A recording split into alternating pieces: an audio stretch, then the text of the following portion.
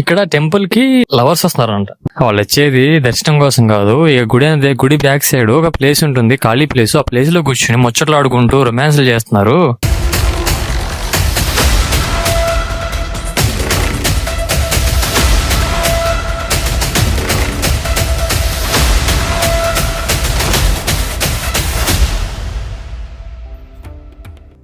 Hello మామ, welcome to day 30 of 45 days దీక్ష. మామ ఈ రోజు కూడా చకచకా రెడీ అయ్యి టెంపుల్ కి బయలుదేరేసాను మామ. టెంపుల్ కి వస్తే ఈ రోజు పంతులు గారు, నాకు తెలిసిన పంతులు గారు ఒక ఆయన ఉన్నారు అక్కడ అనమాట. ఆయన ఈ రోజు నాకు ఒక విషయం చెప్పాడు మామ. అదేంటంటే ఇక్కడ టెంపుల్ కి లవర్స్ వస్తున్నారంట. సో ఎవరైనా రావచ్చు, ఫ్యామిలీస్ రావచ్చు, ఎవరైనా రావచ్చు, లవర్స్ కూడా రావచ్చు, నో ప్రాబ్లం. దేవుడి దర్శనం కోసమే కదా, దాందే ఉంది పంతులు గారు అని చెప్పి. కాదు నాయన, వాళ్ళు వచ్చేది దర్శనం కోసం కాదు. ఇక గుడి బ్యాక్ సైడ్ ఒక ప్లేస్ ఉంటుంది, ఖాళీ ప్లేస్. ఆ ప్లేస్ లో కూర్చుని ముచ్చట్లు ఆడుకుంటూ రొమాన్స్లు చేస్తున్నారు అని చెప్పేటప్పుడు నా ఫీజులు ఎగిరిపోయినాయి. అరే మన కోసం పార్కులు ఉన్నాయి, సో కొన్ని ప్రైవేట్ ప్లేసెస్ ఉన్నాయి, అండ్ అవన్నీ కాకుండా ఎవడో పోయేవాడు మన కోసం రూములే క్రియేట్ చేసాడు ఏకంగా. సో ఇంత వచ్చిన తర్వాత ఇంకా కక్కుర్తి ఏంట్రా అనిపించింది.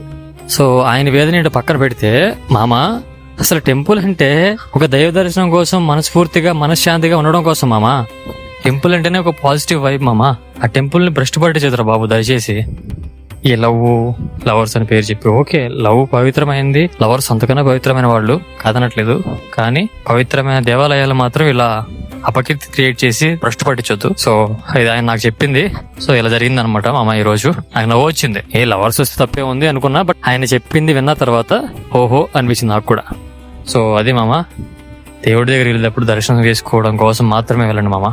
ఇలాంటి తప్పిదాలు అసలు చేయొద్దు.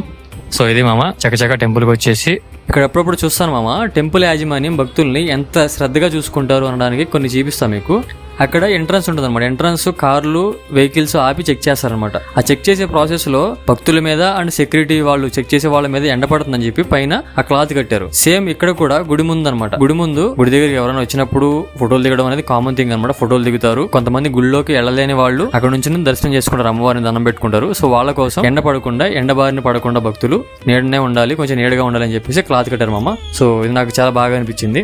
చకచకా టెంపుల్ కి వచ్చేసి ప్రదక్షిణలు కంప్లీట్ చేసుకుని, ఎదుటిన్న తిలకం ధరించి అమ్మవారిని మనస్ఫూర్తిగా దర్శనం చేసుకుని, అమ్మ 30వ రోజు, సాక్షాత్తు 30 రోజులు, ఈ రోజుతో 30వ రోజు నీ సన్నిధికి వచ్చాను తల్లి. రోజు వస్తానని విన్నవించుకున్నాను. అవి విన్నపం కోరిక మేరకు ప్రతిరోజు మీ సన్నిధికి వస్తున్నాను, మీ దర్శనం తీసుకుంటున్నాను. మనస్ఫూర్తిగా అమ్మవారిని దర్శించుకుని దండం పెట్టుకుని, నా అందుండి తల్లి నేను చేసే ప్రతి పనిలో శక్తివంతంగా నా తోడై ఉండని చెప్పేసి మనస్ఫూర్తిగా కోరుకుని దర్శనం కంప్లీట్ చేసుకుని వచ్చేస్తున్నామమ్మా.